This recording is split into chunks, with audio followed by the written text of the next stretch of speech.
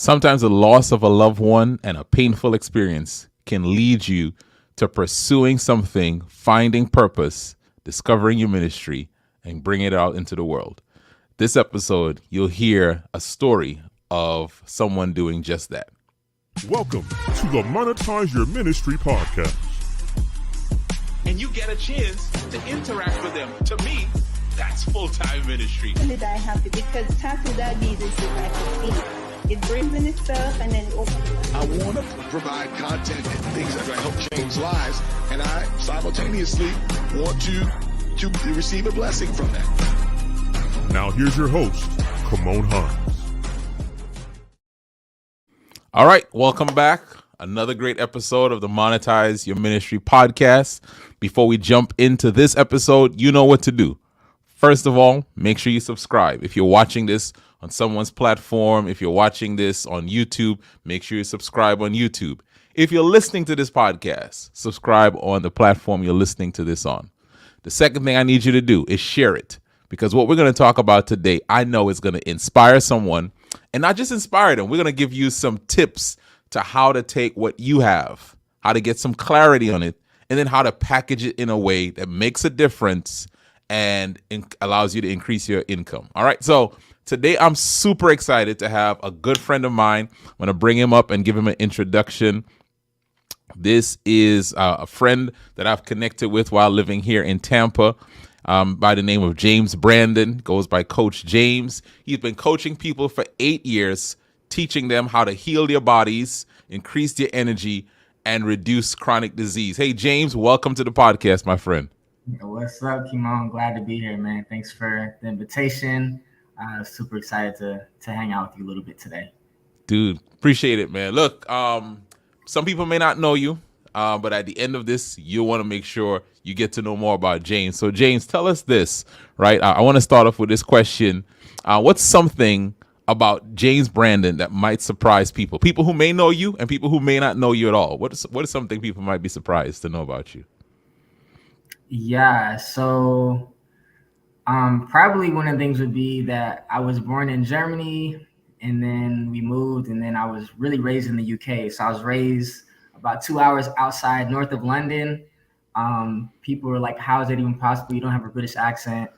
So I was actually on an Air Force base, American Air Force base. But yeah, I spent pretty much the majority of my life overseas. It wasn't until I came to college that I came to the US. So yeah, it's probably something that I would say. Yeah, that is surprising. Now, I know we have a friend in common, Daniel Holder. Yeah. Daniel has kept his British accent. Did you have an accent like Daniel and then it changed, or you always had this American accent? So I always had an American accent, but being in England, like you hear like on the radio and the news and music, like you hear British accents everywhere all the time. So I was able to fake a really good British accent for a long time until I came to college, and then all I heard was like American stuff. In fact, it's funny, right? When I first came to college, people were like, most people went to like the big, schools that are, local, or, they're from, close to where the school is. And they're like, where are you from? And I was like, well, I came from England. And they were like, oh, cool. Like, where's your accent? And then I'm like, well, I can do a little something. Like, what do you want me to say? And then they say something and I say it. And then they were like, oh, wow, that's so cool. But now it's over now. It sounds like, because British accent is super tight and it's so loose now. I sound Australian, so I don't even mess with it. Dude, man, maybe before the end of the podcast, something will come out, man. Maybe something will come out. But James, so let me introduce people to what you do this way.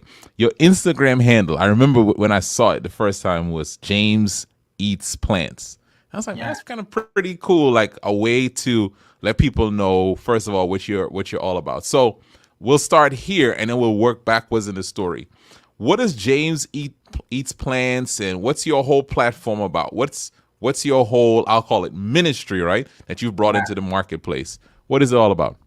Sure, yeah. So James Eats Plants is basically, I teach people. So I have a passion for helping people really thrive, really level up their health, and just to really live an abundant life. When you look around, so many people are sick or overweight or struggling with this or struggling with that. And like the distillation of all that, like you break it all the way down to the leading cause or to the, common denominator. That's your diet.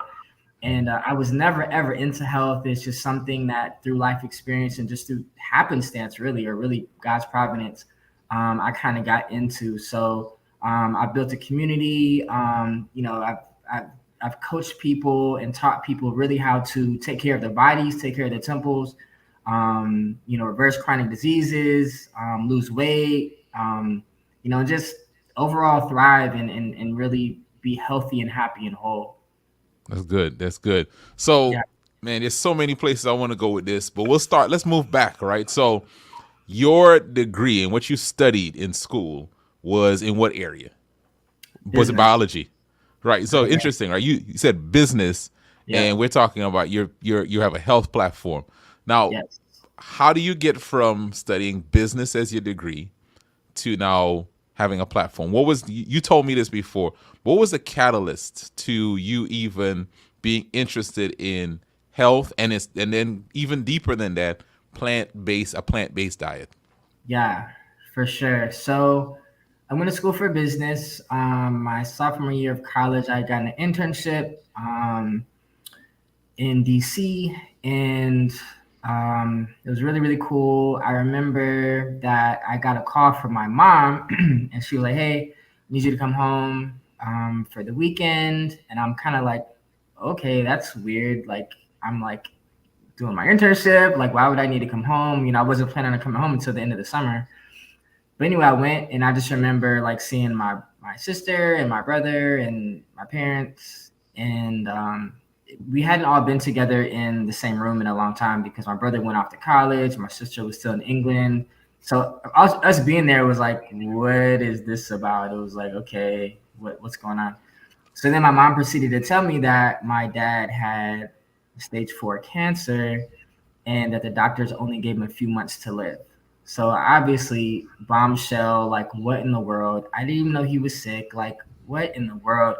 And like now, like currently 2023, like you hear about cancer all the time, unfortunately. But back then, like this was 2004, 2004, 2005. So to me, it was brand new. It was like, okay, like I don't necessarily know if I understood like the full implications of like, what that is, what that process is like, how do you heal or how like what is that about? I just knew it was bad.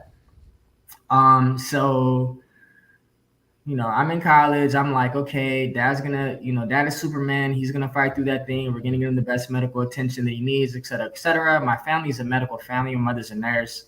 I have a whole bunch of uncles that are doctors and a whole bunch of other family that are nurses. My mom has like 9 brothers and sisters, and they're almost all in medicine. So I'm like, okay, well, I'm gonna let them handle that. They, got him the best oncologists and, chemotherapy and all these different things, right? So I'm just kind of sitting back, observing, hoping everything's gonna turn out. Ultimately, God blessed because he was only supposed to have a few months to live, but he actually God extended his life for a few more years. So from months to years. So I was grateful for that, but he did end up passing away from cancer in 2008. So it was kind of after that I was like, okay, why didn't, I was kind of questioning, like, why didn't the chemotherapy work? Why didn't the radiation work? Why didn't, like why was this a protocol and kind of why was this the outcome? And I just began doing my own research. And as I continued to look and dig and read different books and watch different documentaries and, read different articles, I was kind of on this trail, right? Like one thing leads to another, leads to another, leads to another. And pretty much like the biggest thing was the relationship. The biggest like light bulb moment for me was, well, the relationship between disease and diet is critical, right? Yeah. Like diet and disease, it's like hand in hand. It's like you can't. They go together. And from then, I just began to learn more and more and more. And then I was like, okay, I'm gonna start, eating differently myself. I had just started working in corporate America, and just kind of feeling a little bit like a little bit tired, a little bit brain fog, a little bit just, blah. And I was like, okay, let me start incorporating some of the things that I'm learning. And I mean, energy through the roof, skin cleared up, just, a lot more energy, confidence, things like that. And then I began to share some of the stuff that I was doing with some of my coworkers, like how I was eating, and with some of my friends and family. And I noticed that a lot of them had even better results. Like a lot of them were like already overweight, so they were starting to like lose weight, or a lot of them were like had type 2 diabetes or high blood pressure or high cholesterol, so stuff like that. And all those numbers started to subside. So I was like, oh snap, I'm onto something here. Like this is wild. Like that's all you're doing. You're just like changing diet. And What year is this, James? What year is this? Yeah, so this was 2009. This was like Wow, okay. Yeah. So, it was 2009. Yeah, it's So yeah, interesting.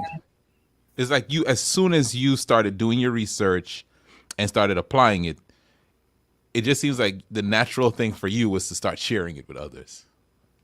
yeah. I'm like, it worked for me just in some like smaller type stuff. Like I've never been, but I was like, oh snap, dude, this is gold. And I'll tell you, one of the experiments that I saw on one of the documentaries that I saw, and I think it was Forks Over Knives, if I'm not mistaken, was one where they had like mice, and they were feeding the mice animal protein, and they were growing like on their bodies, like there were like physical tumors growing from their bodies, and you could actually see tumor growth. And then when they would take it away, give them plant protein, then the tumors would subside. And then they give them animal protein, tumors would grow. And then take it away, give them plant protein, tumors would subside. So it was almost like they were turning on and off tumor growth, or cancer growth. It's like they were manipulating good health, bad health, good health, bad health. And I was like, yo, that's wild. I'm like, so if that happens, that probably happens to us as humans too. So I was like, let me experiment on myself. And yeah, as soon as I started feeling good, I was like, okay, let me. And also people were asking me questions. I think that's another thing. So I guess in one hand I was sharing, but I don't know if I was necessarily like, super overt with it. At least initially, it was people were asking me like what I'm eating. They're like, they have their hamburger and fries for lunch, and they look at me and they look at my salad, they look at my quinoa, they look at my sweet potatoes, and they're like, hey, is this like, what are you eating? Like, what is this? Does this make you full? Are you satisfied? Does it taste good? So they just asked me questions, and then it was kind of like, like that. But I think the coolest thing is, so my father did pass away, and it was tough. And a few years later, my mom ended up getting cancer, pancreatic cancer. And it's wild because, like God orders your steps, and you never really understand like the painful parts you can pull out of that. Like there's a gift in that. And I think the gift in mine was, although I lost my dad, when my mother ended up getting cancer, it was kind of like, okay, should we do the same stuff that we did with my dad, with the chemicals, with the man-made stuff, or should we focus more on the God-made stuff, right?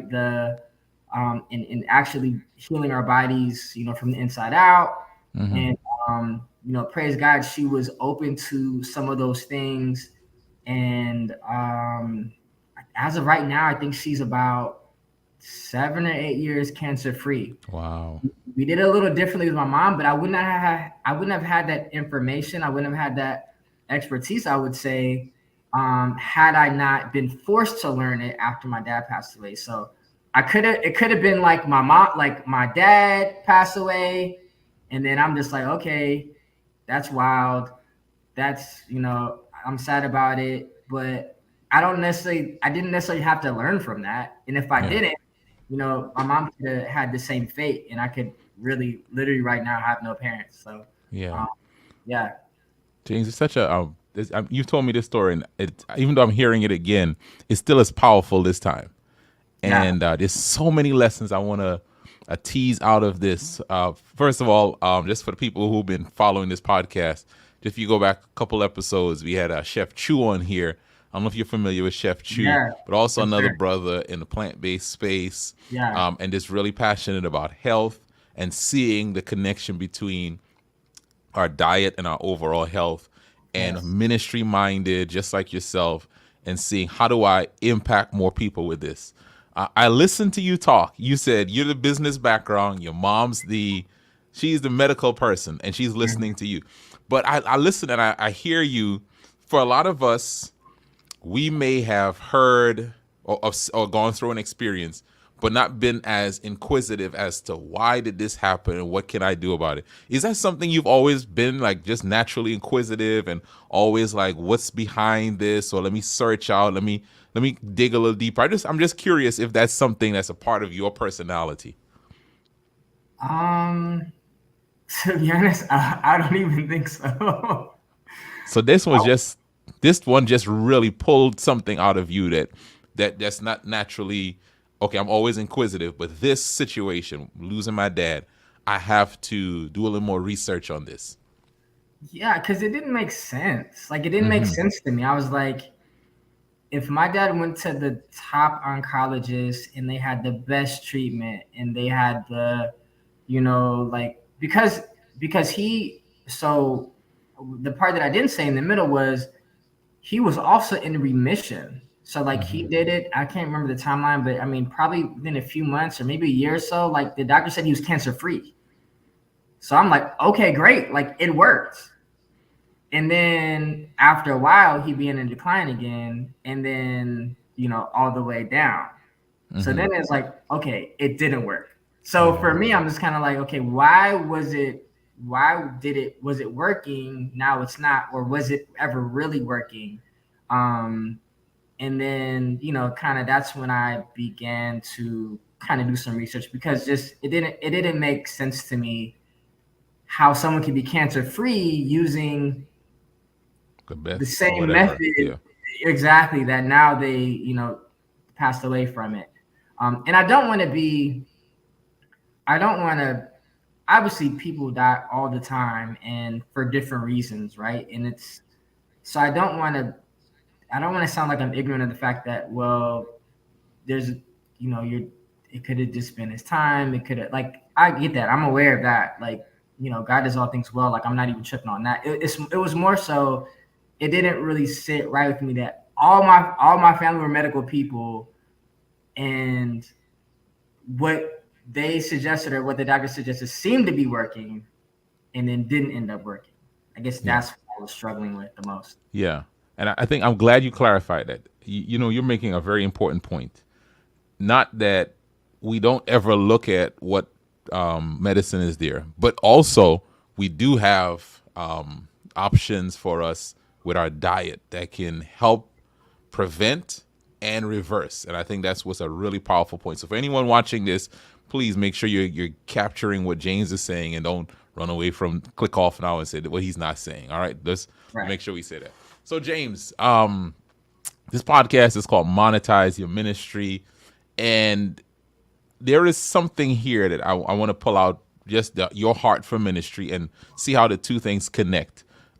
Just your own definition. When you hear the word ministry, what's your definition, your James Brandon dictionary definition? Yeah, I think it's what God placed you on the earth to do. like I think there's something that everybody has, and people may innately know it, or people may have to discover it like I did. But I think once you know, Yeah. and it's kind of like, okay, God has given me this unique thing to not to keep it to myself, but to share it with other people to make their lives better. And in that exchange, right, you're giving them you're putting on the attributes of Jesus in a sense, meaning like you're relieving burdens, right? Like you're setting the captives free, right? Like you are doing something in the world that origination or origin came from, what God calls us to do. So yeah, it's something that God puts on you and and you're skilled at, you're good at, people um, seek you for it.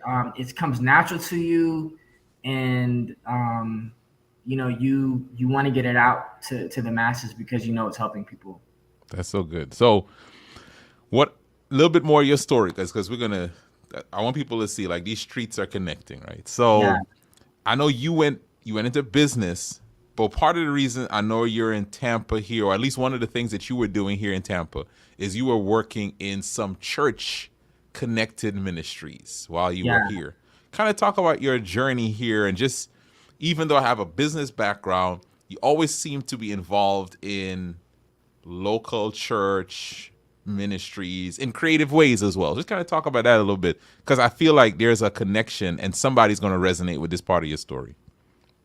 yeah, for sure, for sure. So I came down here to Tampa in 2012, initially to help lead out with a ministry on USF campus, public campus ministry, and so I connected with some local churches down here and helped to really start a cool group of students on USF campus, and did Bible studies, kind of like help them, equip them to like kind of live out their God given life, and their life in college, right? It's a Right. totally different environment from mommy and daddy's house to like a totally, you're in the dorms, you're trying to live your life. So I A had kind different of world.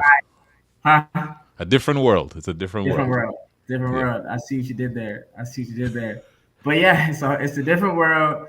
And I kind of had my kind of awakening moment in college. So I'm just like, okay, so I was serving there.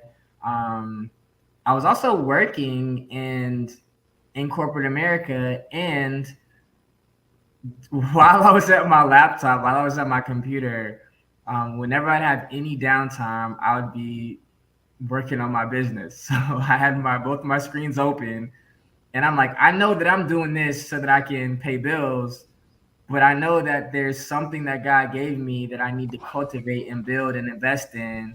So all the other time that I have, any downtime, I'm trying to build that. And at that time, it just looked like building, like, I had a couple, I created a couple, I had a blog, so I was writing articles, and then I started a Facebook group, and I was just like putting my articles in there, and then also just answering people's questions, or it was just serving. Like I was just putting content out there in my Facebook group, and it didn't take long for that thing to grow and really really build. And that thing went from like zero to, I mean, now it's at about 90,000 people in there in Facebook, just giving them information, just giving them value. And then just the other kind of offshoots of kind of what that enabled me to do with my, building out my courses and my programs and my memberships and things like that. Wow. So James, you are working, then Yeah. you are serving at a local church, and then you are building this business. And you gave us Yeah. like the first starts of it, right? Like blogging. Yeah. But I know then you moved into the product creation space. I feel like there was that Yeah. space I of forgot about that. so tell us then, when did it move from I'm just giving away free information, I'm just giving away free game, I'm just someone asks me a question, I'll answer it for them. Okay, I make a Facebook group and I'm giving information, to maybe I should put a little price tag on this. Talk about that Yeah. shift. Because Yeah. somebody's struggling with that shift right now. No, for sure. For sure. And I think for me, you're right. I first started online info. The second thing that I thought was the direction I should have gone. And I say thought because, like, first of all, you have to go through, like, unless you go through it, you will either know or not know, right? And if it's not the thing, like if what you're doing, if the thing you're doing is not the actual thing, the end game, it's going to be the thing that leads to the thing. And it might be the thing that leads to the thing. You're there for a little while, and then as you continue to build it out, you're like, that's not really fully it, but I learned lessons here that I'm going to take to the next step. So that's what I was doing. Like the first step was the online kind of trying to grow kind of my following, so to speak, but not even really that. Like, I mean, you would say that you would use those terms now, but I didn't really understand what that meant then. The second phase to me was I thought that people needed a physical product. So I actually started a juice company, a cold press organic juice company that was local here in Tampa called Down to Earth Juice Company. And I would, and it was all subscription based. So I would like go to different networking events and, gyms and chiropractors offices. And I was just really hitting the pavement, right? Telling people about my juice and kind of telling them how like the beneficial or the benefits of, the organic fruits and veggies in there, because my whole thing was like, I know this can help heal people. So I did that. And I mean, I'd be pressing juice all day Sunday. I mean, literally labeling, packaging. And then Monday morning, I would get up at like 4 a.m. and, put everything in my truck, drive around and deliver all this juice. And then I would go home, shower, put my clothes on, and then go to work. And then I would work all day. And when I would have downtime, I would like still be working on the business. And I feel like that wasn't the thing, because I realized it's taking too much time. It's taking too many resources, but it was profitable in my first year. Like Yeah. If I wanted to stay there, I could have stayed there, but I felt like it was limiting me to my local area, Tampa, New Tampa, Wesley Chapel.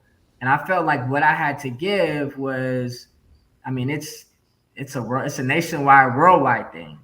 I want to just stop right there for a second though, because you set a bar that I just feel is so good. If it's not the thing, it might be the thing that leads you to the thing. Yes. And for a lot of people, James, what's stopping them is they want to find the silver bullet before they take any action, right? It's like, oh, I don't want to make the mistake. Oh, maybe if I start selling this, I may want to do this. So, but to you, it's like, yo, start and then shift. And we'll talk about where you shifted to. But you started. And then you also gave some really good, like for people who are wanting to start selling something. Don't miss what James just said. Like, James, you said that like that was so easy, but you like reached out to people, like you networked. You didn't just stay online. You didn't just like put some ads up. We're not knocking that stuff, but personal contact, like reaching out one-to-one in groups, talking to people. That's one of the best ways to start off making sales and to start building a pipeline and building stuff, and just kind of talk about that. Because I think a lot of people, they fear rejection so much that they never put themselves or what God has given them out there at all. Yeah. So I would say to that, I think there's a Robert Frost quote, and it says the only way to the end is through. The only way out is through. Sorry, the only way out is through. So I think that with a lot of the, ads and things like that, like we tend to want to circumvent like the hard, like the through. We want to circumvent the grind and the effort and the intentionality that it takes to, create your messaging and, have the right avatar, have the right people that, you want into your program and that can, afford your program or that you can help the best. And like, it's a lot of trial and error. And, unless you talk to people, right. Unless you, my first, clients were free, like I was like, hey, I want to help you and I would love to help you. And like, this is my program. And, like, I didn't even really fully have the program like built out. I had like the first, like what would you do like the first week with me. Right. And then once the first person signed up, I was like, cool. Well, I got in my mind, I was like, I got 1 week's worth of content. I got 1 week's worth of stuff. Like, I need to start doing the second week. So I think, having to just go through and having like putting pressure on yourself too. Like, I think when I had my first unpaid client, I felt the pressure to produce. And there were so many good things I thought it was in my mind, but I was like, okay, I gotta help this person, right? So I think that there's value in the effort and the adjustments and everything that you really need. Being able to pivot well is also key, and really don't shortchange the process. Yeah. Like don't think because you don't see the outcome on this thing that okay, I'm gonna take my foot off the gas, or Yeah. I'm gonna do something totally different in a whole nother industry. Because it's if you keep if you keep your foot on the gas, if you keep the process, like you're gonna get to the point where either you're gonna get the payoff, Yeah. or you're gonna be you're creating the type of person, the resilience in you that makes the person that you need to be to get the payoff later on. Oh, James, man, you gotta Come slow that on. down. It's You'll either get the result that you're after, or you'll Mm-hmm. become the person you need to be to create what God has called you to create. That's what I'm Yeah, hearing you say. Ooh, 100%. man, Because that you can get your resilience. payoff in mile one, right? But Right. if your payoff for you and your ministry and for your business and what God has called you to do isn't until mile 5, Yeah. you between mile 0 and mile 1, you're getting that momentum. You are building your character. You are refining your skills that you need to become the person to not quit at mile 3 That's and to right. not That's quit right. at mile 4. Wow. Okay. Somebody needs to stop and just share this with someone right now. If you're watching this on a platform, you need to share this because somebody is in that what Pierre Quinn called that messy middle, and they're feeling like, you man, something is wrong. Maybe I need to quit. Maybe I need to throw the whole thing away. And you're saying, no, don't quit. If you quit, you will not be able to see maybe what's on the next side of that, that whatever you're pushing up against. Maybe it's just a little bit more you got to go. Right, there's this image I've seen where this guy is digging for gold and he just stops and it's right there. Yeah. Or if you keep going, you become like, you realize, man, I've become stronger, and you are becoming prepared for what God has prepared for you. So Yes. so share this, because somebody with a great idea, with a great ministry, with a business that they're working on, with some platform or something that God has given them, needs the encouragement from what James is saying right here. So James, you talked about the juicing business, and one of the reasons we set this up is I'm trying to go plant-based, right? So I'm telling my audience now. And I would say, hey James, man, like, can I get you to like prepare meals for me, right? Can you do meal prep? You're like, bro, I'm not doing that side of it anymore. Talk Yeah. about the pivot now to the other side, the knowledge-based side, kind of how that came about, and just some of the things you've been doing in that space. Yeah. The pivot was it was needed because I thought that okay, I'm gonna give these people this juice, and that's gonna be able to start conversations about because they're gonna drink the juice and they're gonna be like, okay, well, what else can I change in my diet? I'm dealing with this issue, with that issue, and for me, I'm like, okay, these conversations are gonna start to happen after I give them the juice, and some did, but I was kind of thinking like, wait, maybe I'm doing this backwards, like if I really want to have the conversations, then maybe I should figure out a way to like put the conversations in the front and then walk them through how to do the thing so that they can make their own juice and they can make their Right. own food and they can, so it kind of went from me giving the man the fish that, to like teach them how to fish themselves. Right. I figured that I would be able to, reach more people and have more impact if I started coaching. So yeah, I think my first coaching offer was, this was 2000 and, dude, I don't even remember the year. This was maybe, this was the year, a year after I finished the juice business, which was, dude, all these years are running in. Like I after know, right? 2020, bro, I'm just like, what? I don't remember these years. But I don't know. It was maybe like 2016 or so, or I know we 17. met in 2018, so it was before Okay. that. Because Yeah, yeah. by the time I met you, you were in the coaching space. We talked Okay. about that. Yeah. Okay. So yeah, but I think that when I did that pivot, I created my first program, and I think I sold that for, it was like a 6-week program, and I think I sold that for like $197. Wow. Actually, no, I'm lying. That wasn't the first thing I did. The first thing that I did was I had a membership. And I had a membership, and it was $20 a month or $25 a month.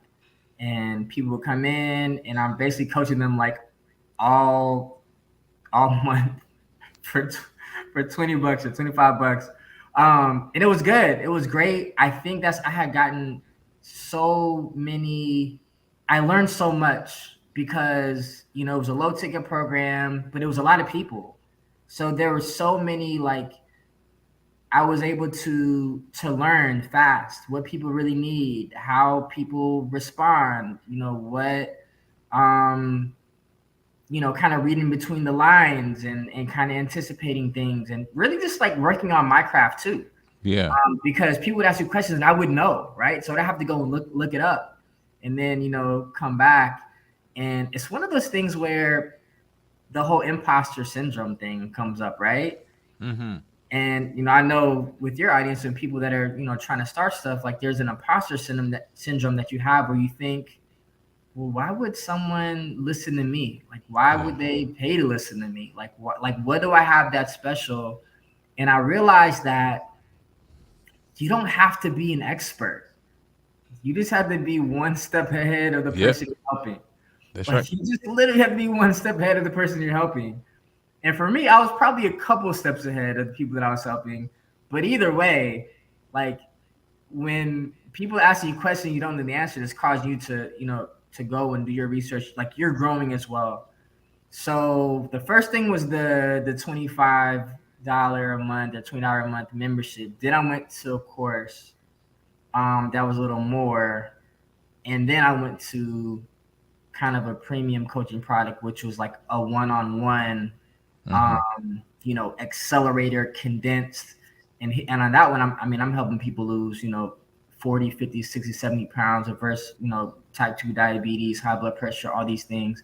And it's more intimate. So it kind of went from a lot of people to one person. And then it kind of moved to kind of like a few people to one person. Now, where I'm at now, and that's subject to change, right? Because, like, if it's not the thing, it's a thing that leads to the thing, right? So I'm always, tweaking and figuring things out. But yeah, so now I have a program where I really work one-on-one with people and just really get them epic results. And it's really been super satisfying, super rewarding. It's just really been a beautiful experience. And I never thought that I would have been able to make a full-time income from just my experience, the knowledge that God put in my mind, and just the passion for helping people. Like literally that's all it takes. James Brand is our guest, and you just told us there, this is how I monetize my ministry. My passion, the gifts God has given me, my heart to serve people. And now I'm making, you said, a full-time income. James, you talked about some things here that I want to unpack up just a little bit. Talked about that expertise thing. What's so interesting? You said just staying one step ahead. Expertise isn't static, right? Or me being someone who can help people, that's not a static thing. Like someone who was an expert or in technology 20 years ago if they didn't keep learning? Man, they're novice. Like my kids know more than them on technology, right? Like, because they're in it. And so for anyone, you got to have a willingness to learn and keep learning, learn and keep learning. And if you have that, you can exist in this space that James was talking about, where people are looking for answers. You took your first your salad and your healthy meal, and people just simply ask, "Yo, what are you doing? How can you survive on that? Is it sustaining you? And can you teach me?" And for a lot of us, there are people who are literally knocking on your door, figuratively, right? They're saying, "Yo, show me how are you doing this? How are you managing your family? How are you making it with your finances? How are you leading your kids? How are you doing your health? You know, how are you doing whatever?" And that may be a door for you, one for ministry, and to expand that ministry. And this is where I want to go with this. Are you able to help more people now because you've monetized it, right? Because you talked about you had a job, you're working in corporate. Are you able to help more people now because you are doing this full time than you were helping before, when you had to like juggle and kind of do it on the side? Yeah, for sure. I'm definitely able to help way more people, have way more conversations, and enroll more people into my program for sure. It's kind of like it's kind of when you think about it, it's kind of mind blowing, like the impact that you can have with a specific like skill set, like a specific like whatever your thing is, right? And I think the reason that I've been able to have more impact is because, and I guess that goes with any industry, is people always have problems that they're willing to pay for a solution. People always have problems. Literally, when you leave the house, whatever money you spend, you're spending it because you need to solve a problem. I got to get gas. Okay, well, the problem is if I don't put gas in my car, I can't get to where I need to get to. I got to get groceries. Okay, well, the problem is if I don't get groceries and I got food in my house, I'm not going to be able to eat, right? Or I need to go get this screwdriver. The problem is I have this lamp at my house and I need to, so everyone has problems, whether it's, their health, whether it's, finances and budgeting, whether it's, marriage, whether it's, Parenting, everything. There's so many different things, and people will gladly exchange money for you to give them a solution, as long as it's a good solution. So you just can't, throw random stuff out there at people. But if you, God has called you to something and you have a specific skill set, people would gladly give you money in return for your knowledge. And I think the cool thing about that too is kind of like, for me, as a Christian, as a believer, I'm always, first of all, everything that I teach is, has biblical foundation, like for that. But like, I'm able to have community with people. I'm able to connect with people. I'm able to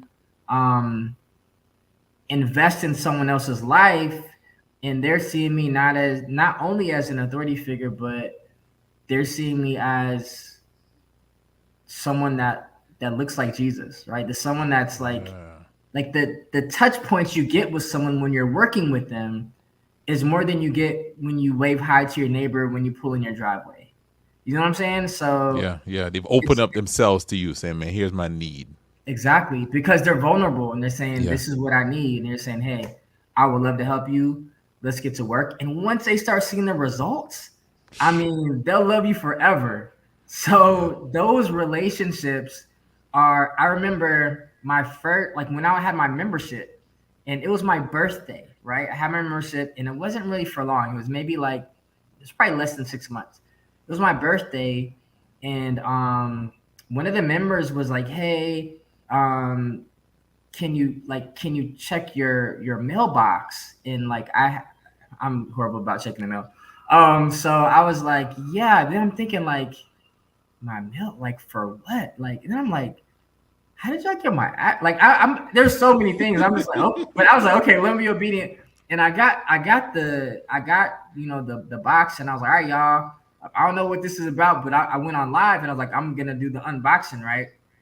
And I opened it, and it was like this little kind of like tree, kind of like silver tree thing with like all these little branches, and on each of the branches were gift cards, and they were like the stuff that I was teaching them, like, guys, like, here's the best places to get, really good food, right? So like Whole Foods and like Trader Joe's and like, Aldi and all these, like, they had gift cards for all of those places, and they had like Amazon gift cards, and I was just like, wow. And people were telling me how their lives are changed and how their kids' lives are changed and how their husband or their spouse wives are changed. And it's just like, wow, like the impact is like beyond you, and like the they're so grateful, and it's just like, yo, I'm impacting people's lives in a way that I never thought that I would be able to, like, with a business. Like, they're paying me, I'm giving them and I'm serving them, and because I serve them well and they get the results, like, they're in love with me and so grateful for that exchange and for me being able to help them. So That's good. That's so good. yeah. James, I mean, you've given us so much, man, and I don't want to take all your time because you've been gracious with just staying here with us a little bit longer. But a few things as we wrap up. Talk to us about some of the results you've gotten and the people you serve now, because we talked about this offline, that your avatar and your niche and who it is you're targeting has even changed in the process, which goes to what you said before, man. Start and clarity comes through movement. But kind of talk to us about some of the results you've had, because somebody might be watching this, not just wanting to start a business, wanting to move and grow, but they might be interested in what you got. So talk to us about some of the results you've gotten for people. Yeah, for sure. So I initially just said, hey guys, I can help, you, with your initial, to be honest, initially I started and I had a passion because my dad had cancer. I'm like, okay, I want to help people reverse chronic disease. So that's like, people have like type 2 diabetes, people have high blood pressure, high cholesterol, things like that. And those things can be remedied pretty easy and pretty quickly doing plant-based the right way. Now, I will say plant-based is it's kind of a term that's kind of been hijacked, because when you go to the grocery store now, there's so many things that are plant-based but unhealthy. So even navigating the plant-based space can be a little difficult, because I know so many people that have been like, hey, I've been plant-based for this many years, and I wanted to do this with my health and it's not working. And I'm like, yeah, well, there's a specific way that you need to do it. But I think that so I guess to get to your question, the initial emphasis was helping people to reverse the disease, but I realized over time that one of the biggest determining factors that reduce disease is also reducing weight. So in essence, when the excess body fat comes down, everything else regulates. So, and it makes sense, right? It's like when your body has a lot of extra body fat, it's more stress on your body. Your blood is not moving as quickly. Your body's not prioritizing cleansing and detoxing. Your body is prioritizing keeping you alive, keeping the heart beating, keeping the brain, functioning. Like, it's doing everything that it can to like keep you alive, but you're not going to get the benefits of, really having, a fine-tuned body, because it's just it has too much. It has to wade through too much to get you the optimal results. So now I'm focusing on helping the people lose the weight primarily. So I've helped people lose, 25, 25 to 75 pounds. 75 has been the most. But I guess on average, a lot of people want to lose between like 20 and 30 pounds, which, if you think about it, 20 and 30 pounds is just a number. So say like 30 pounds, right? You think of, 30 pounds and like, hey, you don't really know what that looks like. Well, 1 gallon jug of like water or milk, everyone knows what that looks like, feels like. 1 gallon jug equals about 8 pounds. Wow. So when you're saying, you want to lose 20 pounds, it's like, Those okay, things. exactly. They're jugs and jugs and jugs of body fat that are coming off your body. So it's hard to conceptualize, but if you had that around your chest, around your stomach, and you're like, okay, I lost, 25 pounds, which is basically 3 gallon jugs. You know what I'm saying? It's like, No, that's snap, big. that's That's a major. lot of That's body fat that major. I just got off. Yeah, yeah. So anything from 25 pounds to 75 pounds, I've helped people to eliminate that. And the key or the coolest part is using a plant-based diet in a specific way. However, I don't limit you on like portion control, and I don't make you cut out carbs, or I don't, you're not weighing food. It's not a deprivation type situation, because you can not eat for 6 months and you probably lose 75 pounds. You know what I'm Right, saying? right. You may But not the be way around after that, but no. exactly, Yeah, exactly. yeah. But the way that I teach is a 3-phase system. You detox first, and so it's the 3 phases are total body makeover, where you detox. Then it's fit for life. Sorry, no, it's not. It's eat more, weigh less, which is where you're gonna lose the majority of it. And then it's fit for life, where you keep that thing on autopilot. So yeah, if people are trying to figure out, really how to lose the body fat, that is, hasn't it's only getting worse, and you need to figure it out. I got a cool resource for you, and I can tell you, Please. yeah. And So your handle is James Eats Plants, right? yeah, James Eats Plants. Tell us how to get the resource too, so that Yeah. I'm gonna put that on the screen for people who are on. If you're on YouTube, or you're watching this on Facebook, it's James Eats Plants. It's right there on your screen. And for those who are just listening, I just said it, so you can go look it up on Instagram. Is that your main platform, James? Yeah, I would say that. Yeah, Instagram would be a cool way to connect and just go through some of my content. I mean, you can probably start getting results literally just by going through some of my content and start Nice. implementing. But I do have a free masterclass, a free webinar, where if you watch it, and it shows kind of how I, help people lose, 15 pounds and rolling, on a plant-based diet. And I basically kind of break down exactly what to do. So this is also a resource that you can watch. And, if that's something that you're interested in doing, go ahead and watch the masterclass, register, and you'll definitely know how to do it. And then you can start to do it yourself. All right, go to www.abundanthealthaccelerator.com.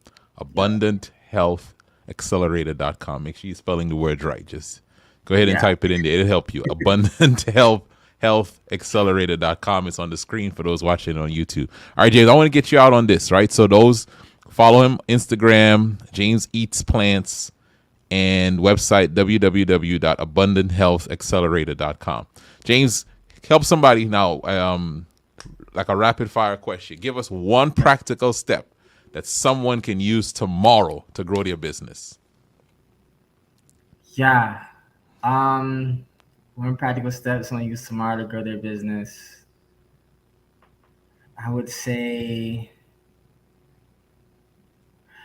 I know you so I would say go live.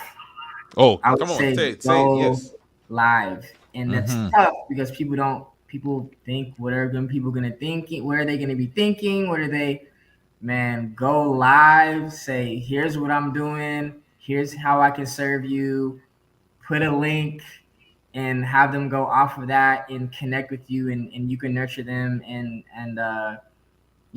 get into their world, and they can get into your world, and then potentially they can become a client, as long as you kind of get some nurturing in, and you have something good to offer. So that's what I would say. That's good. See, I love that. That's practical. You didn't just tell me something that's inspirational, but for someone, you got your stuff on it, man, go live, because that gets good engagement, gets good interaction with people. You get a chance even to get feedback from people when you're live. So do that. And for those of you who want to follow James, again, it's James Eats Plants. and go to www.abundanthealthaccelerator.com. James Brandon has been our guest today on the Monetize Your Ministry podcast. Listen, this is one that you got to share with somebody. If you don't share it with somebody, you're not their real friend. I'm just going to tell you, you're not their real friend. But listen, the message I want you all to leave with is you have something that maybe it's even forged by some pain that you experienced. Maybe it came to you because of some difficulty that happened for you or someone that you love. And people have been asking you, and you're just waiting. Okay, I want to get this perfect. And James is a perfect example, man. Start with what you have, what you know, what you can do, and don't give up. Just keep iterating, keep learning lessons, keep tweaking. And there's someone who is needing and looking for exactly what you have. And if you put that thing out there, it'll be a ministry to them, and it will help to increase income for you. So go ahead and monetize your ministry. Thank you for listening to the Monetize Your Ministry podcast with Kimon Hines. For more information, visit our website at www.monetizeyourministrypodcast.com. That's www.monetizeyourministrypodcast.com. Find us on YouTube, Spotify, and Apple Podcasts. Please share this episode with someone who needs it. Let's increase our income and impact.